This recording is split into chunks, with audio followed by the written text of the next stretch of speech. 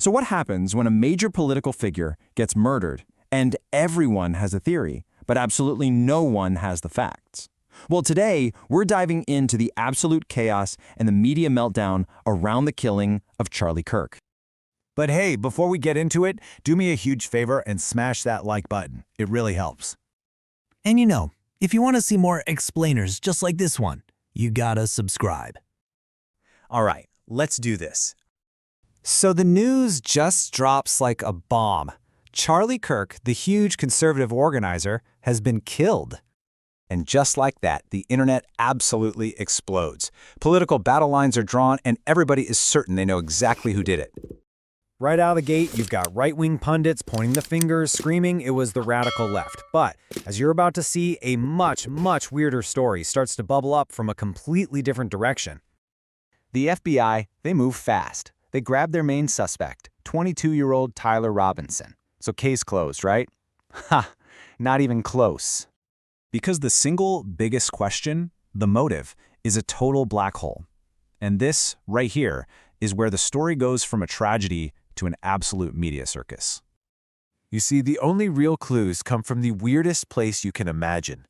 Messages literally etched onto the bullet casings. Investigators found internet memes, gaming references, and this one bizarre line, "Hey, fascist, catch." Now, this level of extremely online slang sends internet detectives down a wild rabbit hole. It sparks this theory that maybe, just maybe, Robinson wasn't from the left at all, but from a super specific corner of the far right. The theory was that he might be a Groyper, a follower of the far-right podcaster Nick Fuentes. And this is so important because Fuentes and his followers spent years trolling and attacking Charlie Kirk, but they were doing it from the right, not the left. The speculation got so crazy that Nick Fuentes himself had to jump on a live stream and basically beg his followers not to be violent, saying anyone who took up arms would be totally disowned. Which is, let's be honest, a really awkward spot for any political commentator to be in. So while the internet's spinning all these wild theories, the mainstream media, they were busy building their own story. The only problem? They kept getting it completely spectacularly wrong. First up, we've got the Wall Street Journal. They published this huge story citing a police source with what seems like a bombshell about those bullet casings. They reported that the casings were just covered in messages promoting transgender and anti-fascist ideology. Wow, right? This fits that initial story perfectly. A clear-cut case. Except, nope, it was totally false. None of the real messages looked anything like that, and the paper had to issue a huge correction.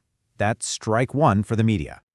But wait, there's more. The Guardian steps up to the plate. They publish an article with what looks like a killer quote from someone who actually knew the suspect. This acquaintance is quoted saying Robinson was, and I quote, really leftist. Again, this looks like the smoking gun everyone was looking for.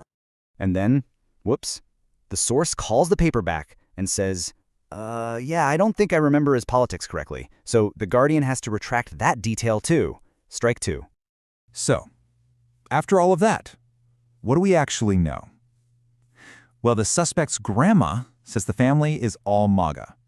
The governor of Utah swears he was a leftist. And the only hard evidence, the casings, is just a confusing jumble of internet nonsense. The one thing we know for sure, the motive is still completely unknown. And this is the most important part. After days of screaming headlines and embarrassing backtracks, we have a suspect in custody, but we have absolutely no clear story about why this happened.